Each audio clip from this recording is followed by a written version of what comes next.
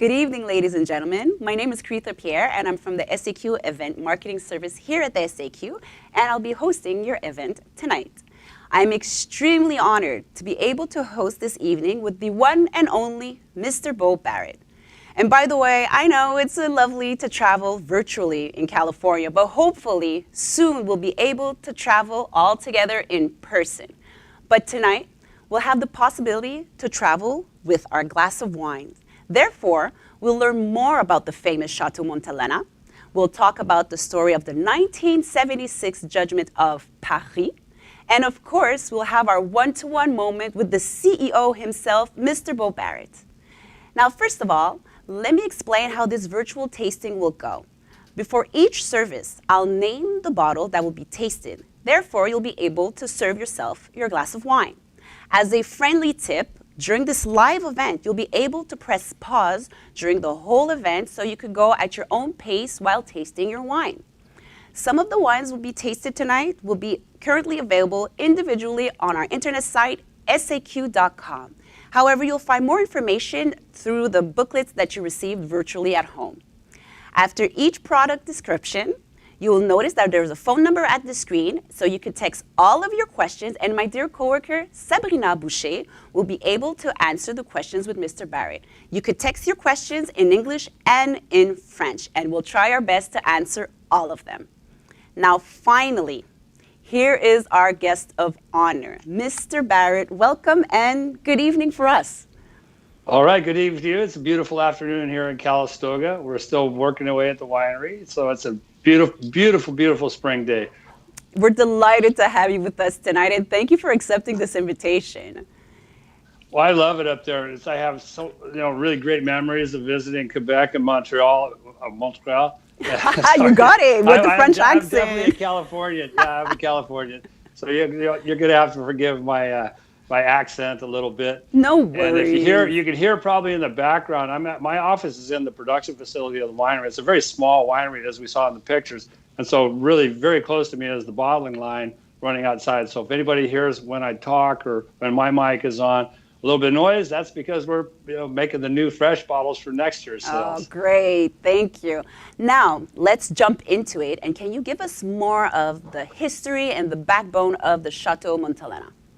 Sure, yeah, it's great. So there has been 3 wine booms in California, and Chateau Montelena has been a part of all 3. So we started in 1882. So if you think about California history, the gold rush, 1849, people from all around the world came to California. And when they didn't find gold, what did they do? They went back to what they were accustomed to in the old world. So many people, in particular in Calistoga and Napa Valley, a bunch of Germans and Swiss Italians moved to the northern Napa Valley and started wineries. Over in Sonoma, the same thing happened. So really, there was by 1868, 1870, wine was being made in California. It was very successful. So by 1882, our winery was founded, and the Stone Cellar was really a state-of-the-art one. So it was really one of the first true proper wineries. Earlier than that, it had been farmers built wineries out of wood, and they baked in the summer and froze in the winter. But having a state-of-the-art Stone Cellar, because we were built by a tycoon, Alfred Tubbs, and that's what the first winery was named was actually not Chateau Montelena. So it was very successful, did great up until he passed away, and then Prohibition came in. And basically what Prohibition did in the U.S. is it killed the wine industry and made Americans for the next 100 years or 3 generations drink really beer and whiskey, because you're not tied to one site like you are with the vineyard. For the bootleggers, it was really easy to catch the vineyard guys because they can't move their vines. But, beer and whiskey can make it in the mountains any place. So American wine industry drops off.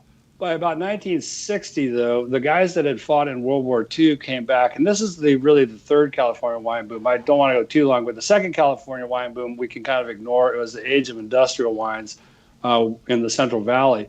That's where the center of American winemaking moves from Napa, Sonoma to the Central Valley, really to Modesto. That's the second one. We don't need to talk about that. But the third wave is where Chateau Montelena has Renaissance.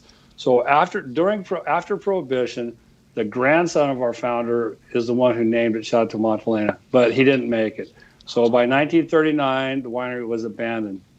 And so in 1972, my dad wanted to find a second career. He'd been a lawyer, really good at it, but he wanted to do something different. And I was 18, graduating from high school, and my family bought Chateau Montelena. And really, he wanted to model it after the great wines of Europe. And so we started in 1972, and we made 4 wines. We made Riesling, Chardonnay, Zinfandel, and Cabernet. And, 50 years later, what do we make? Riesling, Chardonnay, Cabernet, Zinfandel. And we also have 4 acres of Sauv Blanc that we're going to taste today. One of our, typically, I think Montreal or Quebec is one of our only export countries for that particular wine. But anyway, so it was really good. The white wines were to pay to redevelop the red vineyard. Montelena Estate is really a Cabernet property. We did luck out with the Paris tasting. Our second wine out of the gate won the Paris tasting in Chardonnay in '76, and that really it did its job where it really got us enough money to establish the Cabernet vineyards. So here at the estate, it's all red grapes, all Cabernet and Zinfandel. Our Chardonnay is from the southern Napa Valley. So right now we stay small. We did not grow like most American wineries. Our model was the great chateaus of really Bordeaux at about 25 to 40,000 cases, and that's what we've been, a fully mature winery, really modeled after the European style for 40 years now. That's great. And yeah, we farm a lot. Mm-hmm. That's for a small. So in Napa Valley, we operate all the vineyards we get here are about 260 acres, and we farm 202 of them. So we really are a very small, family owned. The winery, the ownership of the family has survived both of my parents passing away. So it's the ownership now is me and my brothers and sisters and my dad's widow. So it really is kind of a dream little world where it's kind of a family farm that's out of control.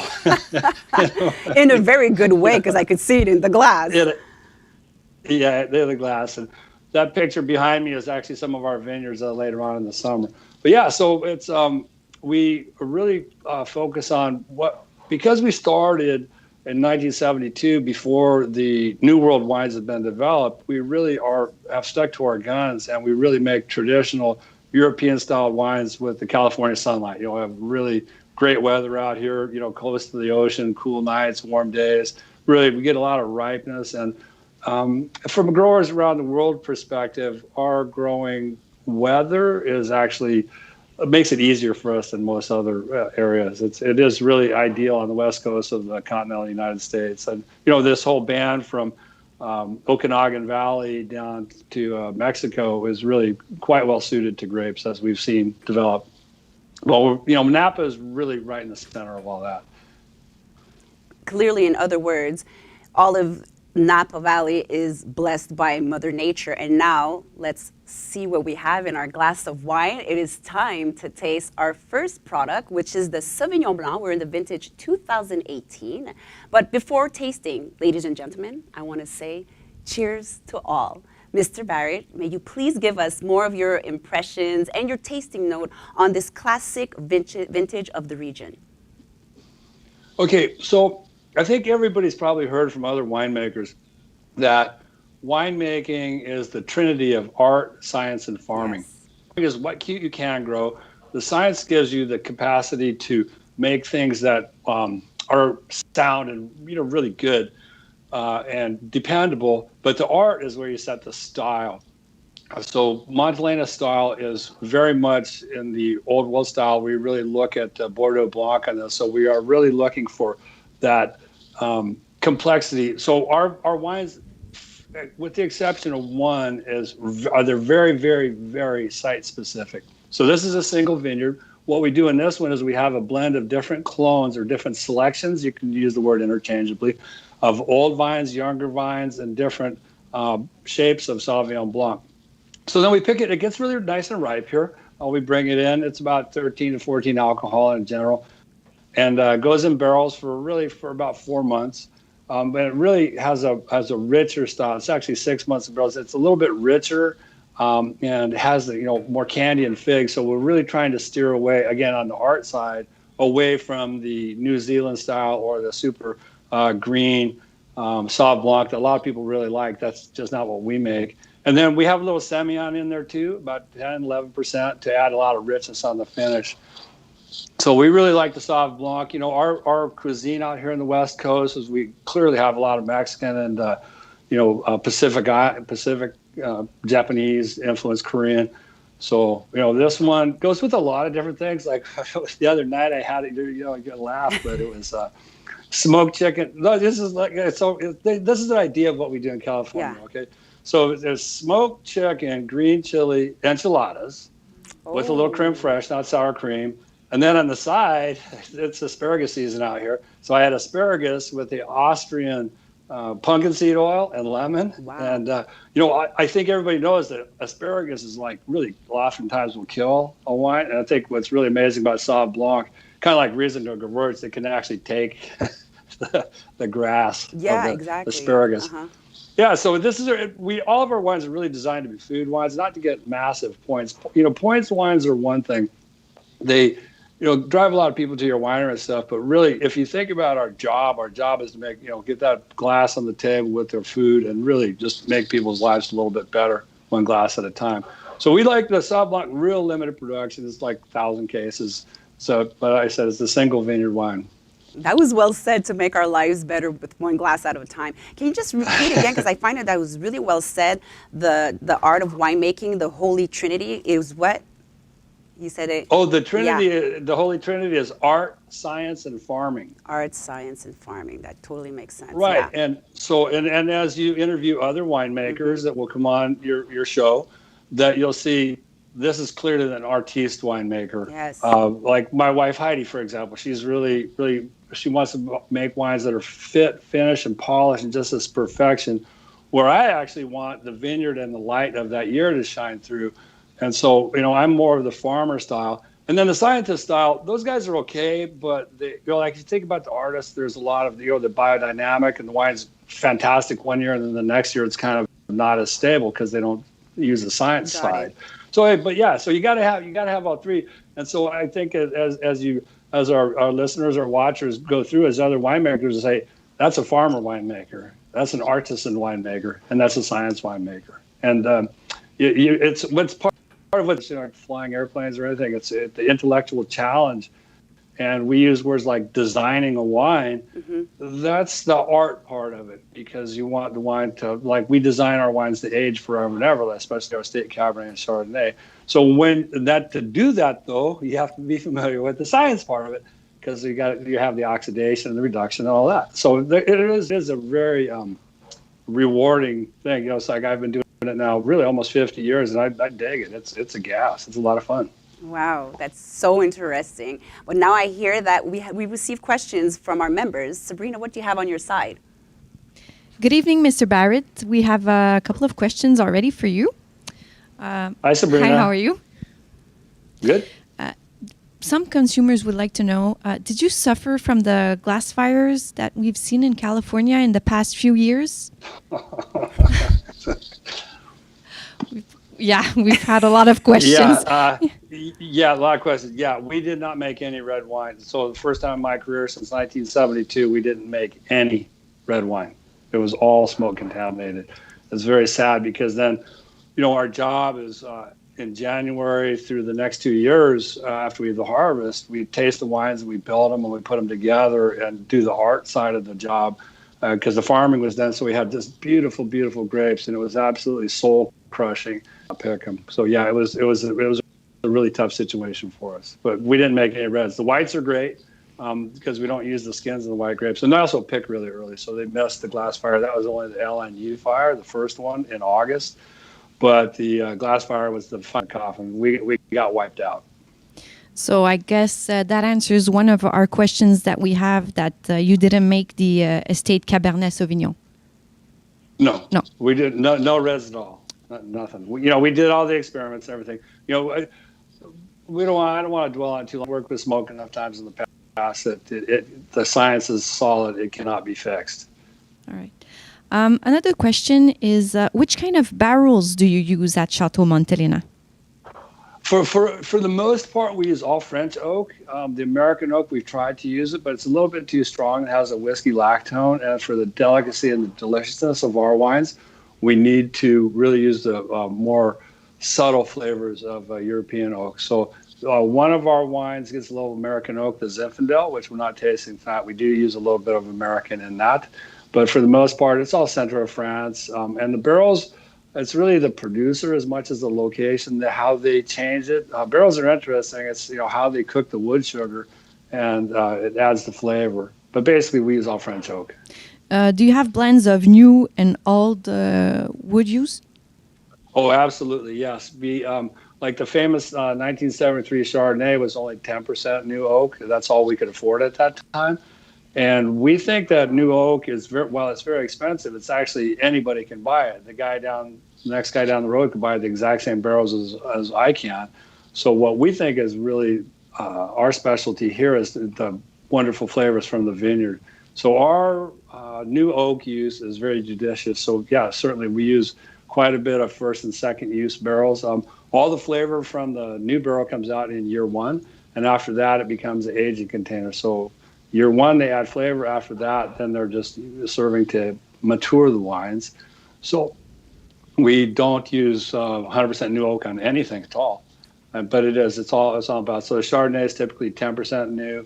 The estate Cabernet can be between 25-40, depends on the power and authority of the vintage. And the Napa Cab runs at about 20%. So, but the new barrels, it's a really great tool in the winemaker's toolkit, but it's often overused, particularly I think in New World and American wines. That's the Americans really like sugar, and that new sweet oak, it is very successful for the American palate. But since we're trying to make wines of a more international, worldwide style, we actually use less new oak than many of my peer group. All right. Before we continue, here's a quick video of the environmental practices at the Chateau.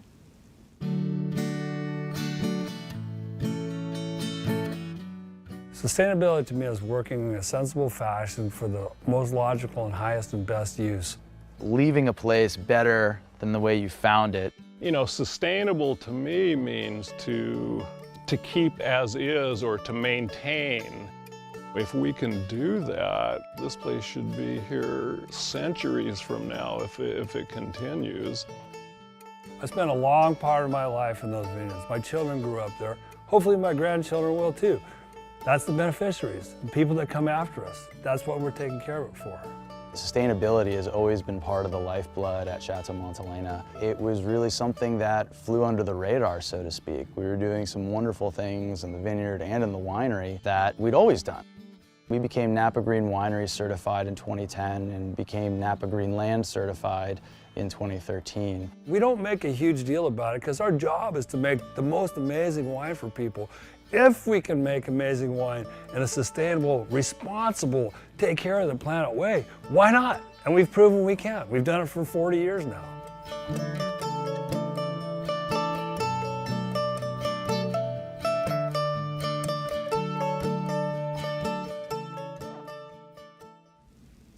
Mr. Barrett, now we would like to hear more about your philosophy behind the green certification, because clearly you and your team, as we say here on the French side, we're pretty much at l'avant-garde, in other words, at the forefront of being eco-responsible. So how was that important for you and your team?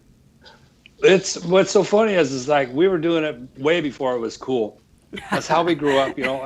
I grew up in that vineyard. My kids grew up in that vineyard. My dogs are always running around out there. So, doing the right thing for your land. If you think about, I think there's no better steward of the land than the small family farmer, because, people like us, there's no oil behind this company or software or tech money or anything. This is what we have. We have a farm. Mm-hmm. So we really have to, it's taking care of us, so we take care of it. So really, I grew up that way.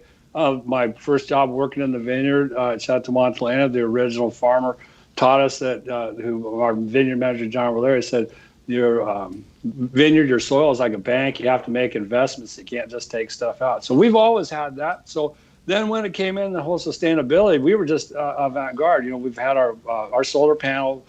We've been solar since 2007, completely solar. We renewed that. And then when we have all the certifications, fish-friendly farming, Napa Green, and all that stuff, that was easy for us to do because all we had to do is fill out the paperwork. We didn't have to change our farming practices. We were already doing the right thing. So it's been part of what we do. And, a lot of it's it's a sustainable farming. It's really fun. Like you think about like the owl boxes, and and we're at 85% occupancy in year 2.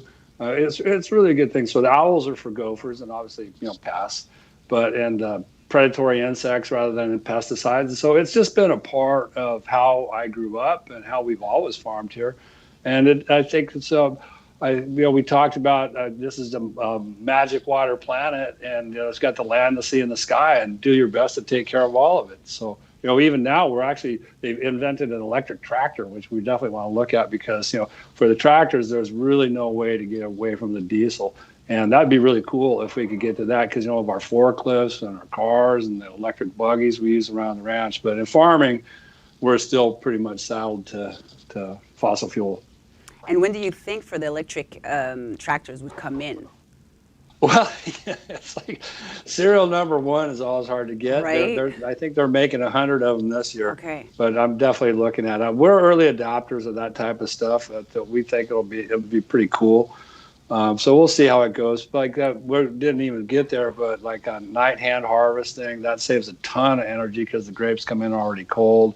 So when you're running on solar and you're running your chillers, you really, got to watch your electrons. And so, if you think about it, it just makes the most sense to farm this way. Exactly. And we could totally see it in the glass of wine, the respect of Mother Nature. And now, ladies and gentlemen, we're at our second wine, the famous Chardonnay Montelena 2017. However, I would like Mr. Barrett to bring us back into 1976 during the Judgment of Paris, and then we could talk about our wonderful 2017. To you. Sure. Well, so the Judgment of Paris was actually a tasting. Wasn't supposed to be what it turned out to be now. It was just a tasting at a wine shop in Paris, and then Stephen Spurrier and Patricia Gallagher had noticed, especially Patricia, said, Stephen, there's these really good wines being made in California. And they picked the California Chardonnays against the white Burgundies, and then they picked the California Cabernets to put up against the Bordeaux Chateaus. And in both categories, the Americans won in the tasting. So we were in the right place, the right day with the right wine. Exactly. And I think the thing is that these wines, this is made well before New World style wines had been invented.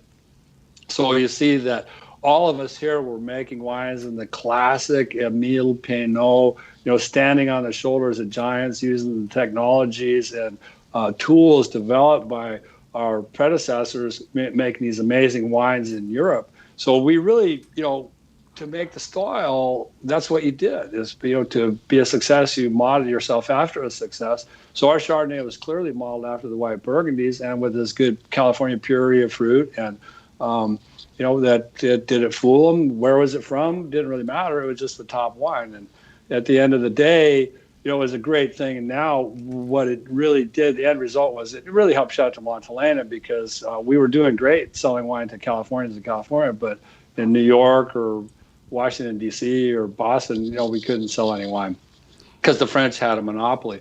But the Paris tasting really changed that, where everybody could now walk on the playing field. So, at the end of the day, it was the Australians said, hey, if the Yanks can do it, we can do it too. And, the Oregonians and really everybody. So it really just opened up the world. So it's probably one of the greatest things for wine consumers that really ever happened, to just say, hey, it inspired so many dreamers around the world to start making better wine. That's great. And how about the vintage of 2017 with the tasting notes and aromas? Yeah, the 2017. So this wine is still extremely similar, because we make it in that really classic Burgundian purity of fruit, single vineyard. It's from a small little area in the southern Napa Valley on the west side of Orchard Avenue. So it's in the south. It's quite a bit warmer here in the northern Napa Valley, so that's where we grow all red grapes up here. So it's really, it doesn't have a high malic, so we don't have to do a malolactic fermentation, so it maintains that crisp acidity. So that's really one of our great differential points from most American Chardonnays. We don't do a malolactic fermentation because we want it to be bright and crisp and lively and to age. So you taste it, it's like the 17 was an interesting year, pretty low crop. It was tough. We picked it really early. It was done before September 7th, so I'm sure any Burgundian pick, it's like, what? You picked all your Chardonnay before September, the first week of September? So, yep, we were done. So, but we really worked to maximize the fruit and pack as much in, because as the wine, it doesn't have any natural antioxidants. So as it ages, the fruit's going to drop off over time. And then all of the hand of man, our oak and our yeast and all those other things will become more evident over time. So we designed this one, the 17, it's one of our current releases or now, so it's getting a little bit of softness from age, but it'll age out good for the next few years. So I'll have a little taste here, see. Yeah. Because, we're working on the 19s now. And as you say, during I'm tasting it, I feel the crisp of the wine. It's nice and it's straightforward. So I know we're in 2017, but we could age this a little bit more. Oh yes, definitely. Yeah. We actually have a library program here where we age the Chardonnay 5 extra years. So we have the current release, and then we have the 5-year-old wine too. So it's part of the program here, because if you make a Chardonnay or even a Riesling, if you make them properly, that circles back to the science part of it. If you make it properly, don't make it for immediate consumption, but make it for as good as you possibly can. So our wines are pretty well known that when they're first come out, like if you have an 18 or a 19 now, they're going to be primary, green apple, peach, pear, strong, and even a little citrus. But then as they age out, that's when you start getting into the terroir and the minerality and all the stuff that's actually in there. But we're not afraid to pack in too much fruit. So like when you taste this wine tonight, it's just like really delicious, really mouthful of fruit, and not just oak. Totally. And that's our style. That's our niche in the market, is make this really bright, amazing Chardonnay, but then has that persistency of flavor that lasts and lasts and lasts. And it's the fruit, not the wood, that's coming through for the whole beautiful, tasting lingering experience. in the mouth. Totally. It's a great mouthful for a white wine. And for the side of pairing with your Californian dishes, what would be a good pairing for you? Here, this is the West Coast. We get a lot of salmon out here. Our seafood is the Dungeness crab and the salmon. So I think the Chardonnay really goes really good with everything. This particular wine, we actually use the Riesling or the Sauv Blanc with the spicier stuff, and this is more classical, traditional stuff. Like my personal favorite on this is just the same thing. Get a good piece of salmon, a little bit of olive oil, a little bit of sea salt, and a little bit of maybe fennel pollen, something really delicate on there. And just, barely warm it up, again, because, we're out close to Hawaii, so we eat a lot of raw fish too, Well, that's great, because we have those kind of dishes here too. For if we have any members from Gaspésie, for the salmon over there when they go fishing, it's going to be a perfect wine. And during the lobster season here in Quebec, this is like the perfect pairing for us as well. Yeah, we did because during the COVID, you can imagine our friends in the food business were really getting crushed too. Yes. So we did a lobster pairing for our club members here, and it was extremely popular. Where the lobster guy shipped you the live lobster, and our club members got a lobster, and then I was out there, trying to clean the lobster. It was pretty funny. But in California, when you do the lobster cooking, do you put a lot of spices, or you keep it crisp, clean to just do the perfect pairing with the wines? We do crisp and clean. Pretty much just boil them in the salt. Yeah. Occasionally, we will do it depends. Like the lobster is really great. You want to have, if like the live ones are coming in the box, then you do minimalist. In my case, lemon. I don't even use butter. I just use lemon and lobster. That's it. A little bit of salt. And, the lemon goes really great with our Chardonnay too. So, we do use, in my yard, we have lemon trees and, citrus. So the advantage of being in California is you need a lemon, go out in the yard and get one. You need a lemon leaf, lime leaf, go out in the yard and get it. So, we are lucky to have that here. But I think it's the same thing as that out there with the salmon again. But the better the raw materials are, the more minimalist that I am in my personal cooking is I like to do. But Oh, sorry. Go for it. I've seen some good. I think going back to the Sauv Blanc again, the same thing. So if you're making a risotto, for example, well, okay, I would make it with the finocchio or fennel. I don't know how to say fennel in French, but finocchio, whatever. Fenouil. Fenouil. Yeah. So if you're making a risotto with fenouil, I would have that with the Sauv Blanc. But if I was making with something, just vegetable stock, a little even more simple, or just some, medium cheese, then I would probably use the Chardonnay.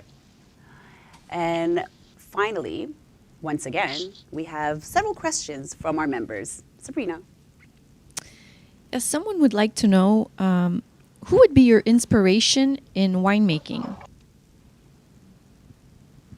In winemaking, I have to say Emile Peynaud, who wrote the book that really helped us understand how to make great wines from the scientific side.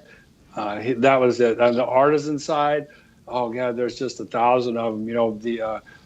My mentors here that working for Mike Gerges, Jerry Looper, some of the great American early guys were very inspirational. My wife Heidi is very inspirational. She keeps me honest. It's a good, clean competition. Oh, that's so sweet. Yeah. So romantic. So she does great. And so in winemaking, I think that there's a lot because I like everybody. Even the guys that are known to be a little bit nutty, like Randall Graham and stuff like that. It's like they all have a point. So that's kind of like asking who's your favorite artist. Like I like Calder a lot. Because his stuff is so simple and the way it moves on its own. And, that's tough. But the inspiration, the thing about making wine at this level that's a secret that not too many people tell is like you have to build this amazing team where everybody has to believe just as much as you do.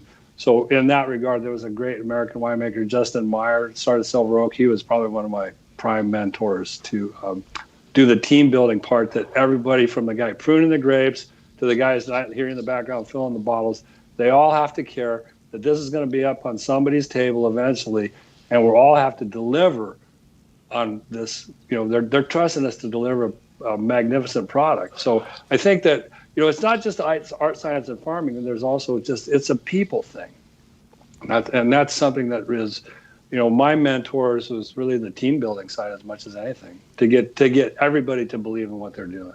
Well, I think that's a great mentor. What do you think of using old bourbon barrels for aging wine? It's too strong. It's the other way around. We sell the bourbon barrels for aging wine. Again, that circles back to the whiskey lactone. That it just would be very distracting for your purity of fruit. All right, thank you. We're curious to hear when you are not drinking Chateau Montelena, which wines are your favorites? Okay, I'll tell you my little joke because what we're trying to do is pretend that you actually met me and I'm there in person, right? So, okay, my favorite wine. Well, in my long and grizzled experience in the wine world, I found out there's really only 3 wines on the whole planet. I'd buy it. Oh. I'd drink it if you paid for it, and I wouldn't drink it no matter who bought it. My favorite is number 2. I'll drink it if you're paying for it. No. What I like, I go for wines with a sense of place, and that makes me more of an omnivore. Like I really thoroughly enjoy things like Austrian Riesling, for example, or Vermentino from Italy, or some crazy Greek wine from some little island of Santorini or something. So really what I look for, being a farmer, primarily farmer winemaker, I really want the wines that I like to have a sense of place. My buddies out here, we all trade back and forth. Are my best competitors are some of the guys I like their wines the most, whether it's Doug Schaefer or Dave Ramey. That I really like their wines a lot too.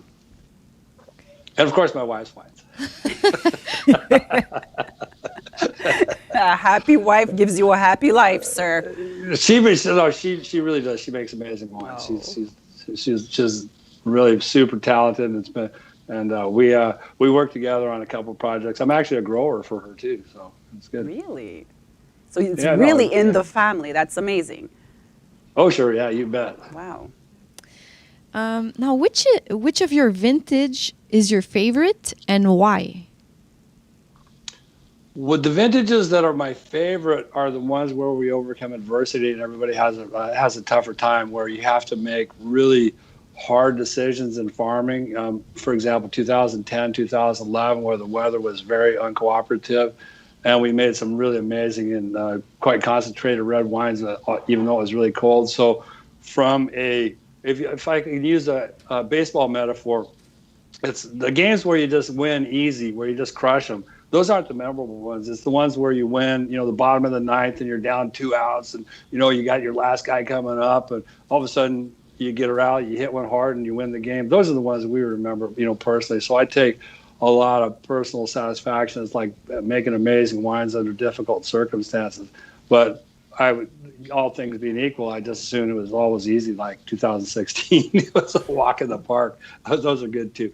So, it's a great question because, one of the magic things about this is every year is so different that you kind of have to say, it's the one I'm working on right now. The old joke from Europeans is like, what's the best wine you ever made? It's the one I'm selling right now. But yeah, so you go back, like the 82 Cab, for example, my first Cabernet, it rained. It was a really, really tough year. It made an amazing wine. So it's, it gets down to your personality of, do you like to overcome adversity? And that's my, anybody who farms a lot, the whole job is to overcome adversity. All right. We'd like to hear a little bit about your irrigation technique that you use at the Chateau. Okay, yeah, it depends on how rich the soil is and what's going on, and also how much spring rain we have. So we have the ability to irrigate. It's all drip irrigated, of course, out here. But after about 1986, 87, we started watering the valley floor a little bit in years where it didn't rain. So last year, for example, we had to water because it had a water-shy year. The year before that, we didn't water anything.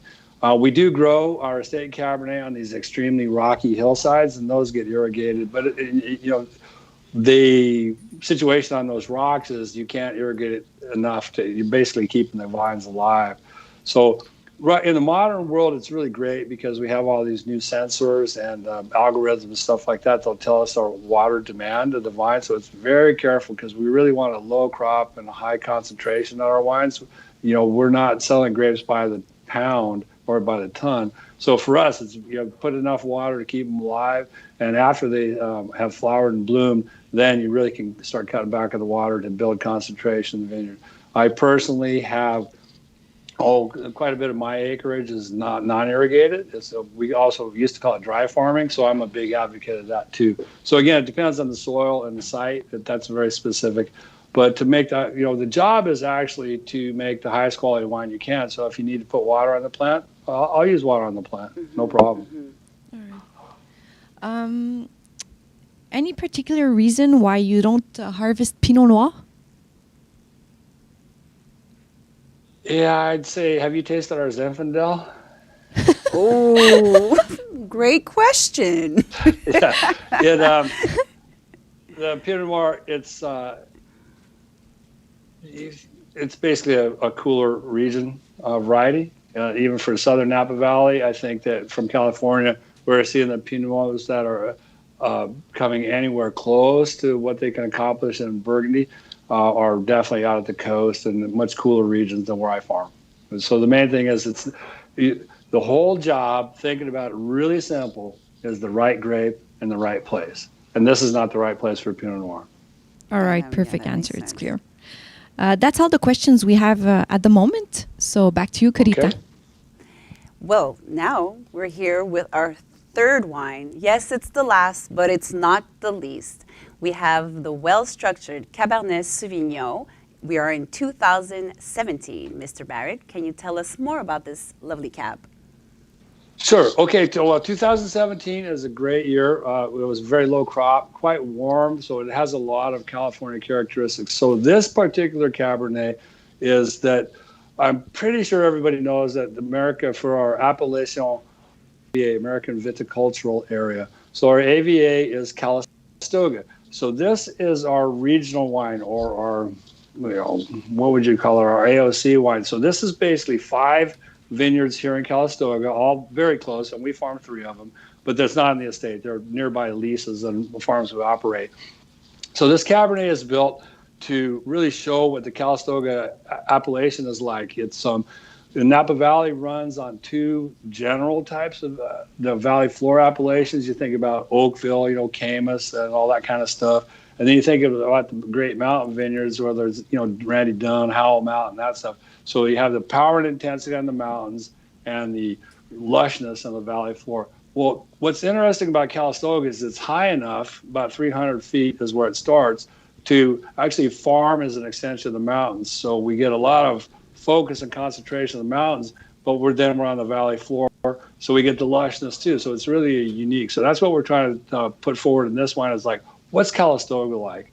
So hot days, very cold nights, and so we have a lot of structure and a lot of lushness. And so for us in this wine, we really want to maximize the fruit. So it is really strong berry Cabernet, but then we want it to open up in this big lush palate and be very, using a modern term, user-friendly, where it doesn't have a huge amount of tannin. Well, it has, massive tannin, but it's all soft. Yes. High molecular weight The tannins tannin. are lovely and velvety. Yeah, so this one we're trying to get it to be, lush and delicious. Yes. Really is what, as opposed to, and then our primary wine, our flagship wine, the Estate Cabernet, that goes from the general of this wine to the specific, where it goes to a single vineyard. And that's what the Estate Cabernet is all about, what the Montelena estate, the soil, the terroir. So those will be much more pronounced in the Estate Cabernet, where they're a lot more intensity, bigger, richer. And again, we farm this at about 3 to 5 tons an acre, which is not very much. You can get up to 10 in Napa Valley. So they're kind of moderate yield, but that allows us to keep the price down a little bit to the price it's at now. Where the Estate Cabernet is 1 ton an acre, so obviously it's a lot more expensive to make. So it really is I guess it's our AOC wine, and it really shows its Montelena flavor, the richness and the intensity, the purity of fruit. And again, you see we're not cheating, we're not using a ton of oak to oversell it. We're just using true great vineyard power and delivery to make the wine really, really delicious and a mouthful of just super rewarding. And so this one, we think about a lot about the American steakhouse restaurant business. And so we use it a lot for that. So again, this is definitely, I'm sure up there you guys have the barbecue too. Yes. That same kind of thing. Yes, sir. And can you just bring us back, because I know that our members will be asking about the movie Bottle Shock. Just sure, yeah, okay. Yeah, Bottle Shock, well, what was interesting, so in the history of, again, going back, hoping you guys don't mind my history lesson. I'm a veteran winemaker, so you're gonna get this stuff from an old guy, right? But so Bottle Shock, so the Paris tasting takes place in 1976, and then over the intervening decades, that the notoriety of that really drops off till about in 2008. It was at the end of the era of the Robert Parker and Wine Spectator era. So you see that, and Montelena had very successfully transitioned to the Estate Cabernet, was by far our flagship wine. Then around 2008, the guys decided to make a movie about Bottle Shock. And, I said, how are you going to sell that movie? Everybody knows what happened. And they said, well, it's kind of like The Miracle on Ice. Everybody knows what happens there. That was a good movie. And I said, well, was it going to be 8 minutes long? You got a tasting and some guys won. I said, oh, no, we're going to make it Hollywood version. So, they made the dramatization where everything actually happens in the movie, but they move it in time. The wine did pink. A post-bottling thing was cleared up by the spring of 74. That was bottled in August of 73, 74 actually. So by the winter of 75, it was, not that weird color anymore. That got fixed.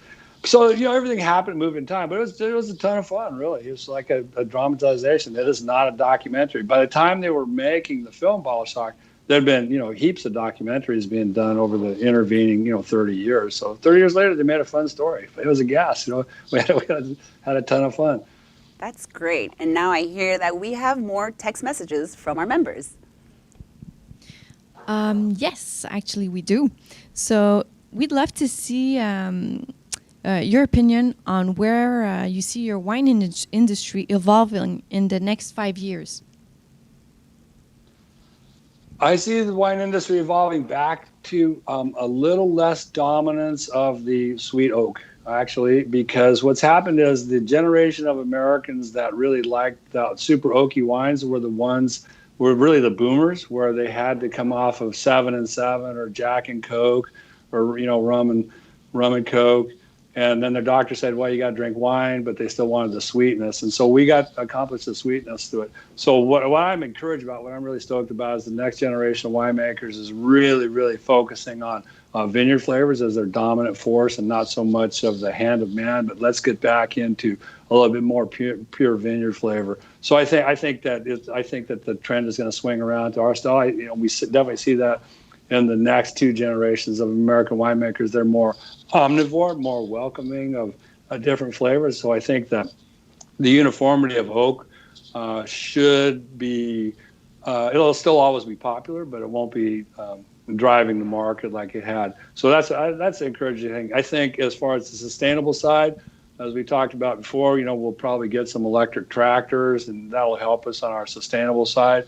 But I think that the winemaking, it's going to be hard with us. We don't know. Hopefully we won't have any, the crazy fires. I worked for 40, 45 years without these fires wrecking our vintages, and hopefully we'll get back to a little bit more normal flow. But so at the bottom line, I think that more wines from around the world will have a chance. And I think wines like our style, which is looking at the vineyard and not what everybody can make, butter from malolactic fermentation or a lot of sweet oak from brand new barrels. I think the next two generations of buyers are going to look for the authenticity of site-specific wines. And that's what I'm most encouraged about. And they come here, younger people are here all the time, and they're pretty stoked that we make these wines that are actually different, that they're not so woody. What challenges do you anticipate with the climate change, and what does that mean for the future of your vineyard? Well, here in the west coast of California, we expect it to get windier. That's the main thing. We're so close to the Pacific Ocean that the Pacific Decadal Oscillation has been much more impactful to us than El Nino or La Nina, which are the larger ones. So we really see that in coastal California, what we'll have is probably a little bit warmer nights, because as the interior warms up, it'll suck more cold air off the ocean. So we'd expect to be a little windy. I don't think it'll be like South Africa, Constancia, or anything like where it's windy all the time. But and I think that it'll probably lead to a little bit of resurgence of Zinfandel. No, seriously, it can take the heat. And I think we'll look at stuff. I actually planted a vineyard in Grenache for my daughter. She's a winemaker too, so I'm planting an acre for her in Grenache in a really super hot spot. But as far as the climate change here, it is not as severe on the west coast of North America as it is in Europe. The mass of the Pacific Ocean is really going to probably be a very significant effect. But the long-range forecast is the temperature is actually not going to go up here. It's just going to get windy. So it probably won't have an impact on the alcohol level of the wines. It shouldn't. I believe the alcohol levels will probably come back down. We've always worked at 14, and it's been very successful for us. The super high alcohol of California wines was done deliberately, really to get points. To be a massive, impactful. Remember, the wine critic is tasting like 1, 2, 4 sips, then he's done with that bottle. Where the true judge of the wine is at the restaurant at your table, is the bottle gone at the end of the dinner. So we're definitely seeing, again, that circles back to the wines at place that I see alcohol coming down in California. We've always been able to get our grapes done. As soon as they're ripe, we pick them. We don't look for sur maturité. The grapes are super strong here. We actually don't need to get sur maturité. We have so much light all summer long.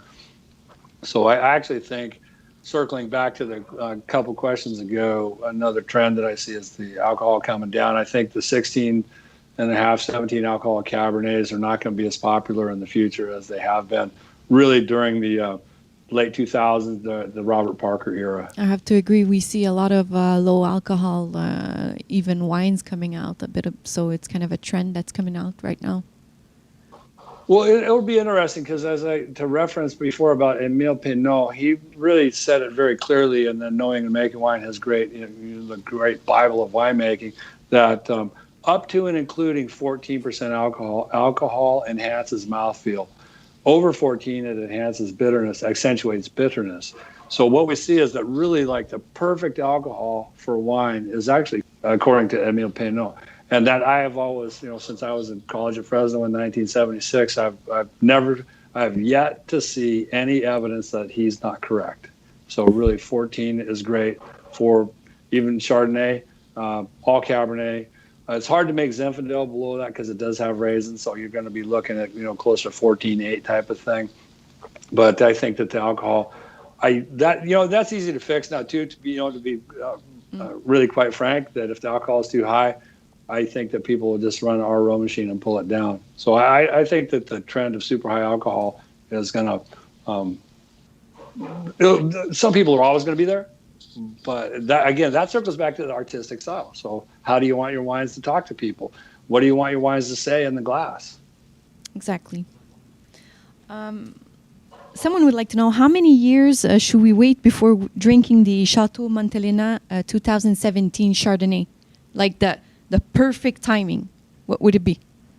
The perfect time is between 5 and 7 years. That was a little warmer year, so I'd say 5 years. So when it's 5 years old. So really, next summer we try to put it out there so it comes up as the fruit drops off, it comes down over time, and then all the minerality and the hand of man, the oak and stuff will show. But in general, for the perfect maturity, because we still want some fruit in there, we don't want all the fruit gone. So 5 to 7 years. You were talking about your daughter a little bit earlier. Someone would like to know, are you hoping that maybe your daughter will take over someday? Yeah, sure. But right now she's actually running a bigger winery than this one. My daughter, the problem on a small family farm is you have to be the lawyer and the government form filler outer and do all the stuff that's not creative winemaking. And she has taken a job where she gets to just do winemaking only. She doesn't have to do the GM stuff, because me being the CEO of a small family farm, I have to deal with all the government paperwork and the lawyers and all that kind of stuff.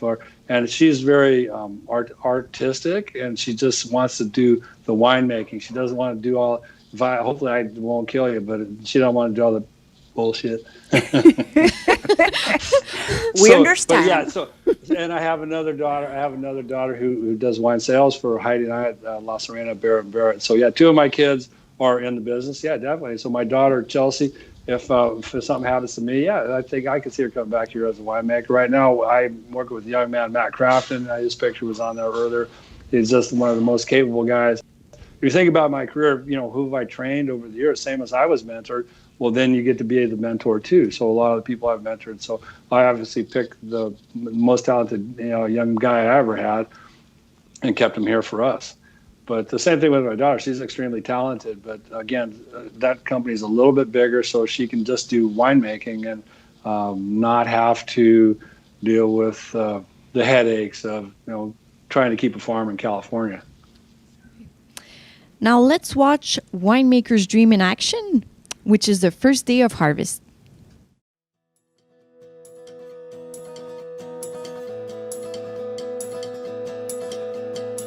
Today was the first major pick of Chardonnay for the 2016 harvest.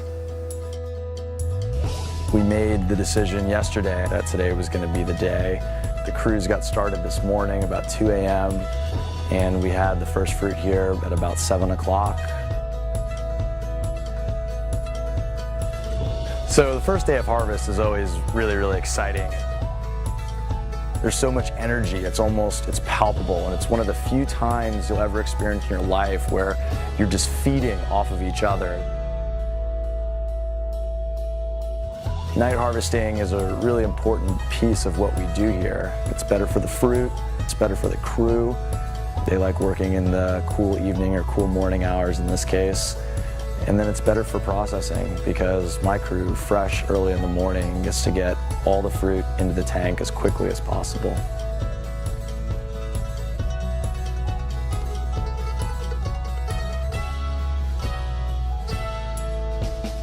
One of the things that makes the Montelena production team so special is just the range of experience that we have. From Gil Garcia, our cellar master, who's been here for over 20 years, all the way down to Christian Hanneman, who's our intern, and this is essentially his first harvest, at least here in America.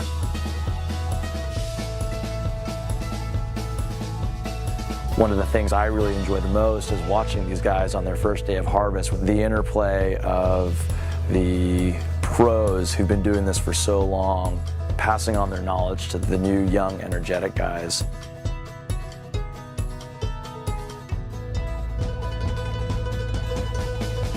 This is the excitement, this is the energy, this is the anticipation, this is the camaraderie. All those things come together on the first day of harvest.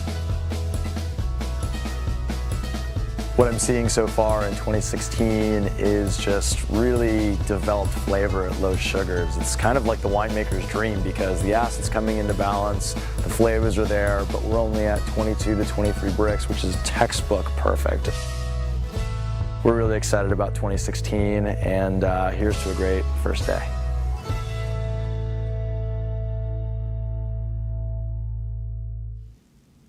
Mr. Barrett, before we hop into the other products that you have here at SAQ.com, can you explain the Chinese propellants that they over there in Napa Valley?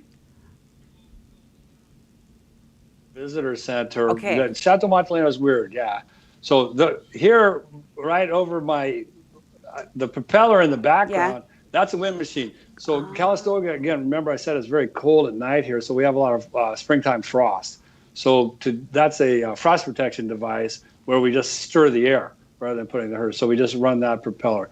But no, the Jade Lake, no, that's the visitor center here that we have an amazing place to visit. And that's what I was talking about, is that one of the pictures on the waiting room and others showed some Chinese pavilions. So how do you guys have this, kind of stone Gothic chateau and Chinese gardens? And so during the 60s, when the place was closed down, a ghost winery, a Chinese gentleman bought Chateau Montelena, and he built a lake. And then I actually went to China, and we built the pavilions to be like the Summer Palace of Beijing. So it's kind of a magnificent place for a visit. And our tasting people do a great job too.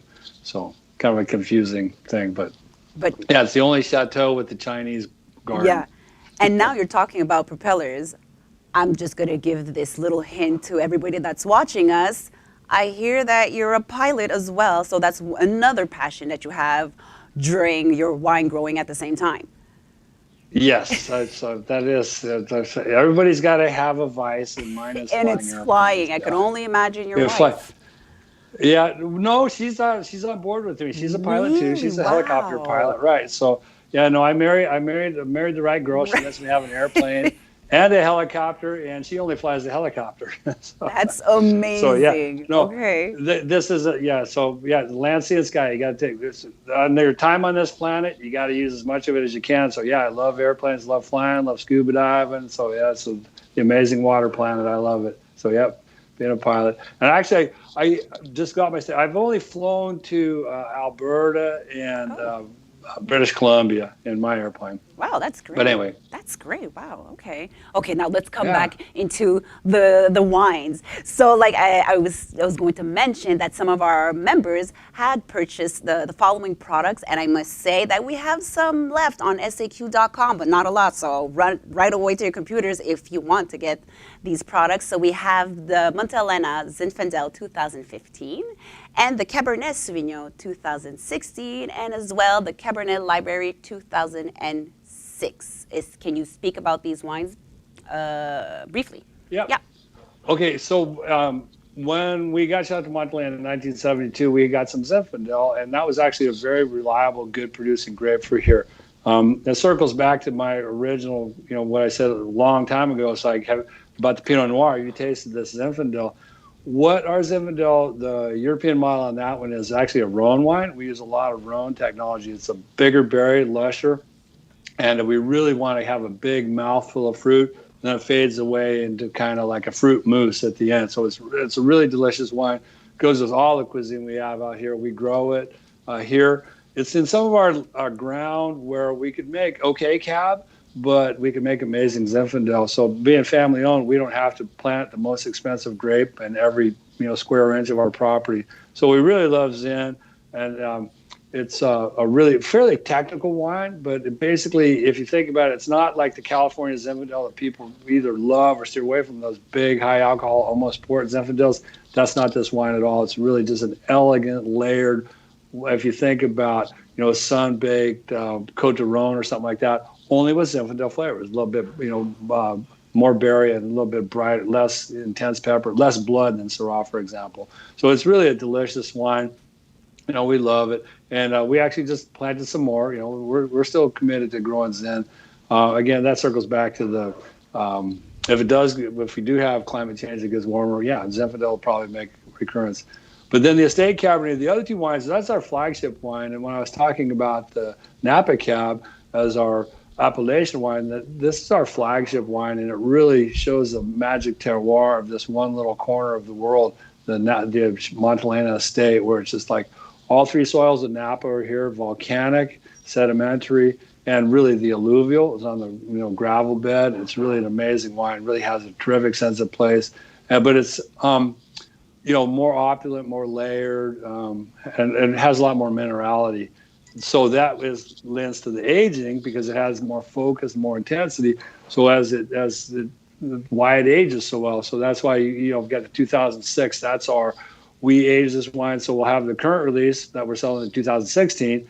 We also, because Americans in particular really don't age their wines anymore like traditionally. They don't have the space. They didn't do it. So it's like, okay, fine. To get the wine perfectly drinking, we'll age it for you. And so, it's easier, more cost effective for a lot of our customers for us to age the wines for them. And so we do. And so that's why we have the 2006 and the 2016, is that they're, one's new, bright. Should I invest and keep this going? And then we can prove it with the 2006. But because, again, working back to the classic style wines we have, our wines are built to age. And we can prove it. It's pretty straightforward. And now I'm gonna take your word on it. The moment that we could all travel safely, I'm pretty sure our SAQ signature members will take your word and travel soon and visit you and have a great wine tasting event personally, one-on-one with you. But let's go back to our questions. What do we have on our side with our clients? Well, we have a lot of nice comments and compliments on your wines. We would like to know if you are planning on doing a bubbly or sparkling or something. No, the same thing. It's too hot here. To do that, I'd have to source the grapes from pretty far away. But no, we made the only crazy, we call them our art projects. We always, again, the artisans of the winemaking, Matt and I, we do have, kind of crazy projects. And one of my, I actually made one barrel of port for 23 years. And 2 years ago, we put all 20 barrels together and bottled it up, made a 20-year ruby out of it. And that was one of my last kind of crazy schemes. But sparkling, you think about it, folks. We're here in California, a lot of light. For me to make cold climate, where do they make champagne? Where it's freezing. Exactly. It's hard to grow grapes. Right. Come on. It's like, no, we're out here. We wear shorts when we work in the vineyard in California.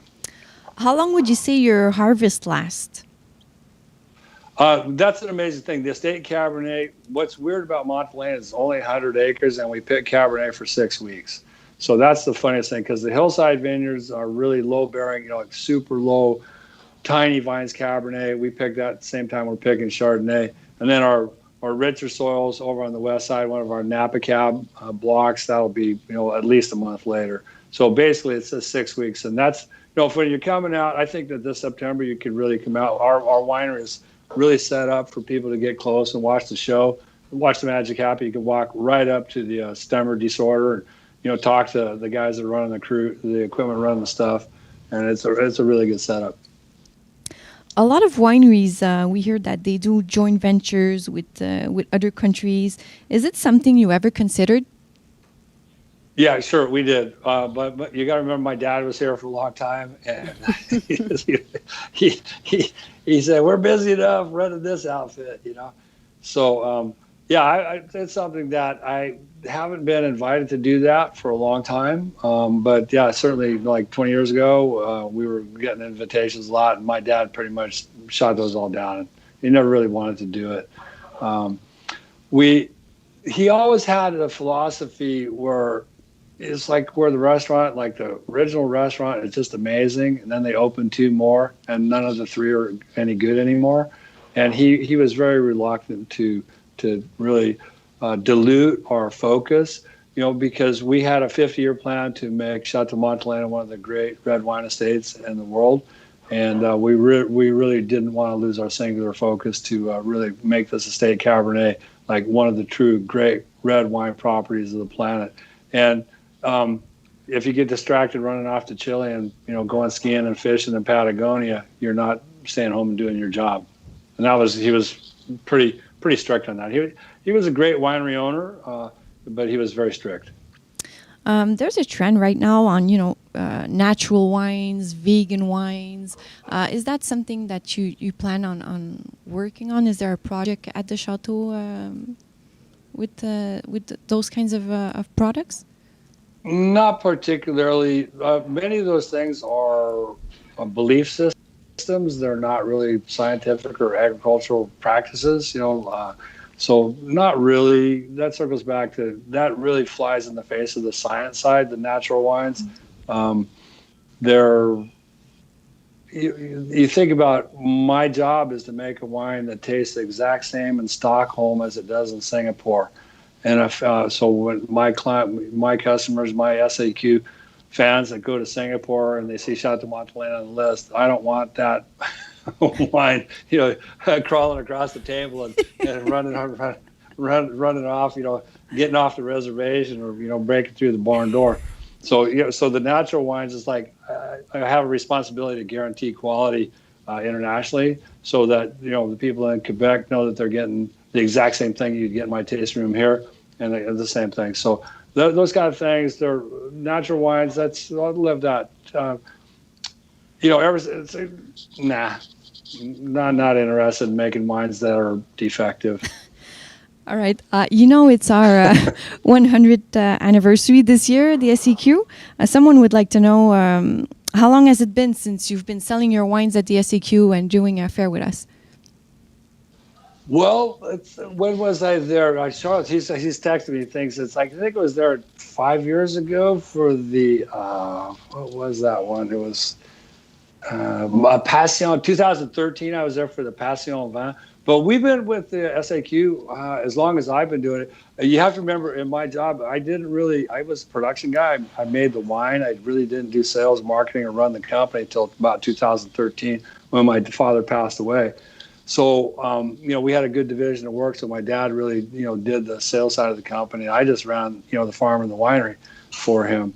So, but I know that, my first trip to Montreal was, I believe, 2013. And I think I came back 3 years later, probably in 16. But I think the thing is about our style of wine is it really, the classic styling of the close association of French Canada with French wines, that our wines have always fit the palate of the Quebecois.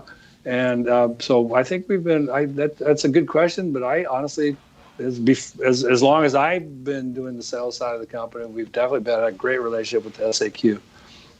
I know here in Quebec, some producers, they accept people to go and help with the harvest. I was wondering, do you accept sometimes visitors to help you with the harvest?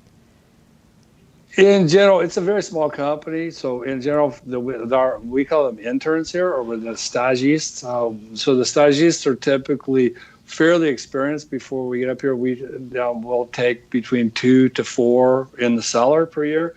In the fields, not really. No, we don't do stagistes or have volunteers. That's really pro crew out there. Everything's handpicked, and it's hard work. And so in general, we never have, but interns are in general qualified people from around the world. They apply and they're selected by about now. I think Matt's working on that. But yeah, we have interns every year. All right. I have a lot of people complimenting on your wines, and even some people thanking you because they visited you in the past years. So I just wanted to tell you, I'm not going to pass everybody to say, but we have a lot of comments on that subject. So good. Yeah. Well, I think that those of you who've been here, tell your friends when they come out, because this is, at the top of Napa Valley, and we have an outstanding crew in our hospitality center. And we have a little bit for everything. Without COVID, you can just walk in. We have an open permit for the tasting, and you don't have to have an appointment. Right now, of course, with COVID, you have to have an appointment. But yeah, seriously, a little trick that they might want to know is that to come to Montelena, if you can, route yourself through another place, you can actually fly to Santa Rosa now. You don't have to go to San Francisco, Sacramento, or Oakland. You can get to our little airport across the hill. It's very close to Calistoga and Santa Rosa Airport. That's a very easy thing. But yeah, we'd like to encourage everybody, as soon as you can, come out to us. It's going to be California is going to probably be, for the U.S., not like Texas or Florida. We've got to be a little bit wild, but I think that we're expecting by harvest that we'll probably be back in almost normal operations for hospitality, and being very welcoming people. And we have these wines. We have everything you need to do. You can check out the website, check out the social, see what's going on. They update it every week of what's happening in the tasting room. But yeah, I'd like to encourage everybody. Those who've been here know it's it's a magic place. It has good feng shui, as we say, the Chinese stuff. So it is. It's we're on the dragon's back here. That's great, and we are very excited for that day to come. And finally, ladies and gentlemen, we have now reached the end of our event. So I would like to thank you personally, Mr. Barrett, and on the behalf of all of our members for your precious time with us, and to get to learn more about you personally. Your passion and your great generosity made this virtual tasting unique and unforgettable for us. And to all of our signature members, thank you for being virtual with us. Before I hand this final moment to our guests, I want to personally wish all of you a lovely evening and more great wine tasting with us. And I'll just give a little thank you to my coworkers, Sabrina, and all of the team that's in the back of the cameras that we don't see, but we work hard to give you this great event of wine tasting. Mr. Barrett, the stage is yours. Okay, well, I'd like to say thank you to the support we've had all the years with the SAQ and all of our friends up there in Quebec and Montreal. And it's been great. I always love coming up there, and I was supposed to be there right about now for some deal, but yeah, it's good. It's right on the top of my list of the markets we're going to visit as soon as we get out. So in the meantime, before I can get to Montreal, you'll probably be able to come out and visit us here. But just remember that we're really committed to bringing you a little bit of joy every day. Pack as much good stuff into each bottle we can. It's made with love and care. And we're thinking about you while we make it. So hope you like it. It's been a lot of fun. Thanks to Carita, Yannick in the background, Sabrina, all the crew that helped set this up. And on my side, Olivia, too. Thanks, Olivia. So anyway, thank you, everybody. And I hope you enjoyed the wine for the rest of the night. Have some good food. Taste the wines over the day or two. They're going to last, all along. Our wines can hold up a lot. So we hope you like it. The whole crew, the bottling guys are still making new, fresh stuff. So we're still here, toughing it out, COVID or not. Mother Nature doesn't know there's COVID. The grapes are growing. Springtime here, time for frost protection. So we're all good. So I guess it's time for me to say adios and muchas gracias, muchísimas gracias. So long from Napa Valley.